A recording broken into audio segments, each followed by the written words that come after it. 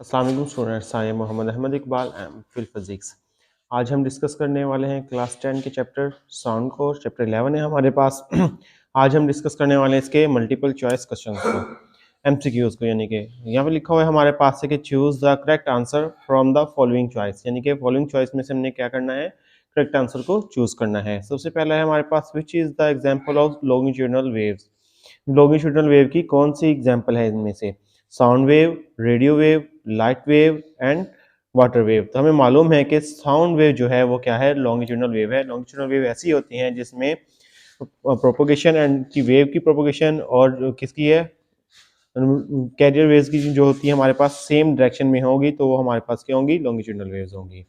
Next है हमारे पास क्वेश्चन 2 है हमारे पास, तो हम कह देंगे कि सॉरी क्वेश्चन 1 है हमारे पास कि क्वेश्चन 1 का आंसर क्या आ गया, साउंड वेव ही आ गया। तो साउंड वेव हमारे पास क्या होती है, लॉन्गिट्यूडिनल वेव ही होती है।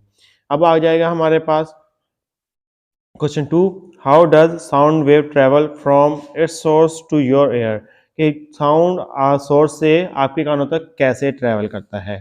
नंबर ये है हमारे पास option, by changing in air pressure में चेंज करके, बाय वाइब्रेशन इन वायर्स और स्ट्रिंग्स, वायर या स्ट्रिंग में वाइब्रेशन की मदद से, बाय इलेक्ट्रोमैग्नेटिक वेव्स की वजह से, बाय इंफ्रारेड वेव्स या फिर इंफ्रारेड वेव की मदद से।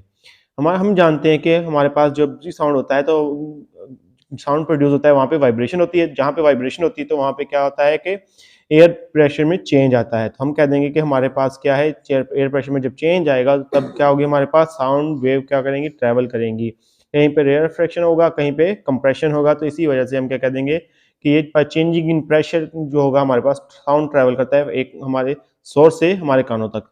हम ऑप्शन ए है हमारे पास करेक्ट है, तो हम इसको क्या कर लेंगे, मार्क कर लेंगे। नेक्स्ट है हमारे पास क्वेश्चन एमसीक्यू 3 है हमारे पास, which of the energy is sound, sound किस किस्म की एनर्जी है, हमें ये डिस्कस करना है। इलेक्ट्रिकल एनर्जी है, मैकेनिकल एनर्जी है, थर्मल एनर्जी है या फिर केमिकल एनर्जी है। तो हमें पता है कि ये ना तो इलेक्ट्रिकल है, ना ही थर्मल है और ना ही केमिकल एनर्जी है। तो ये कौन सी एनर्जी है हमारे पास, मैकेनिकल एनर्जी है कि एक जगह से दूसरी जगह ट्रांसफर हो रही है। तो हम कह देंगे कि ऑप्शन बी क्या है करेक्ट है, इसको हम मार्क कर लेंगे। नेक्स्ट है हमारे पास क्वेश्चन 4 है हमारे पास, astronauts in space need to communicate. Astronauts जो होते हैं स्पेस में क्या करते हैं कि उनको कम्युनिकेट करने की जरूरत होती है विद ईच अदर, एक दूसरे से, by radio links, radio link की मदद से, बिकॉज क्योंकि sound waves travel very slowly in space. Sound wave जो होती हैं वो स्पेस में बहुत ही स्लो ट्रेवल करती हैं। बी ऑप्शन है हमारे पास, sound wave travel very fast in space. Sound wave जो होती हैं वो बहुत तेजी से ट्रेवल करती हैं स्पेस में। सी ऑप्शन है, sound wave can not travel in space. Sound wave जो होती हैं वो स्पेस में ट्रेवल नहीं कर सकती हैं। डी ऑप्शन है, sound wave have low frequency in space, के साउंड वेव की फ्रीक्वेंसी क्या होती है, लो होती है।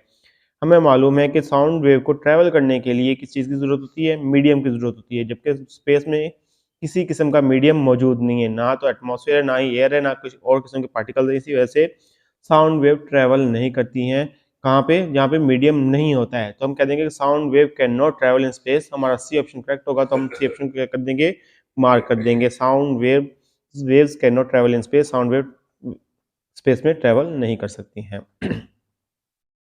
नंबर 5 हमारे पास है क्वेश्चन कि loudness of sound is most closely related to.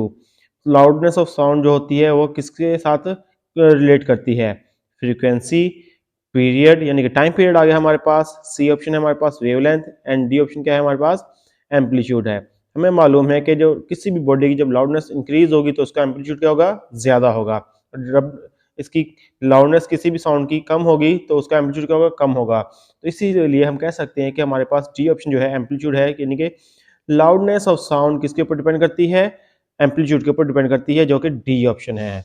Okay, आगे आ गया हमारे पास क्वेश्चन 6 आ गया है। क्वेश्चन 6 में पूछ रहा है, फॉर द नॉर्मल पर्सन, एक नॉर्मल इंसान के लिए audible frequency range of for sound wave lies between, यानी कि ऑडिबल फ्रीक्वेंसी होती है साउंड वेव के लिए की रेंज होती है हमारे पास।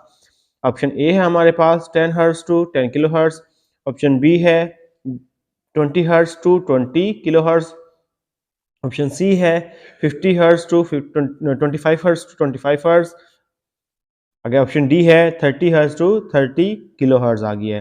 हमें मालूम है कि हमने डिस्कस किया था कि वो फ्रीक्वेंसी नॉर्मल इंसान की कितनी होती है सुनने की, साउंड सुनने के लिए 20 हर्ट्ज टू 20,000 हर्ट्ज है। यहाँ पे हमारे पास क्या है, बी ऑप्शन है 20 hertz to 20 kilo hertz. Kilo means K 20,000 आ गया है तो हम कह देंगे ऑप्शन बी हमारे पास करेक्ट है, तो इसको हम मार्क कर लेंगे।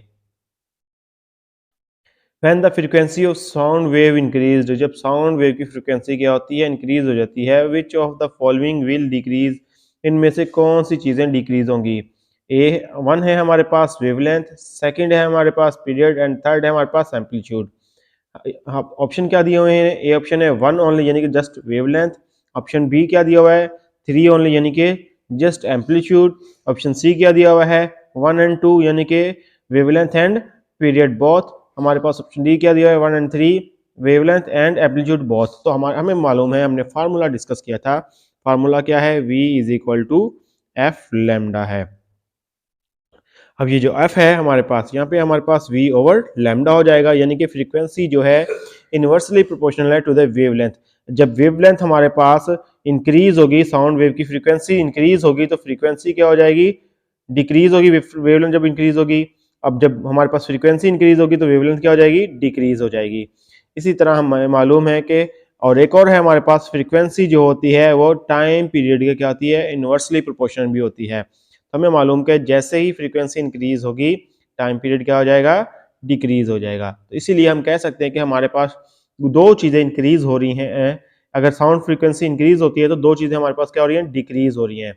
तो कौन कौन सी चीज़ें डिक्रीज हो रही हैं, वेवलेंथ एंड पीरियड, यानी कि टाइम पीरियड और वेवलेंथ दोनों डिक्रीज हो रहे हैं। तो इसलिए हम कह सकते हैं कि हमारे पास ऑप्शन सी क्या है, करेक्ट है। हम इसको मार्क कर लेते हैं क्योंकि आई क्या है हमारे पास, फर्स्ट क्या है हमारे पास वेवलेंथ एंड सेकंड क्या है हमारे पास पीरियड, यानी कि वेवलेंथ और पीरियड ही हमारे पास डिक्रीज होते हैं जब हमारे पास फ्रीक्वेंसी क्या आती है, इंक्रीज होती है।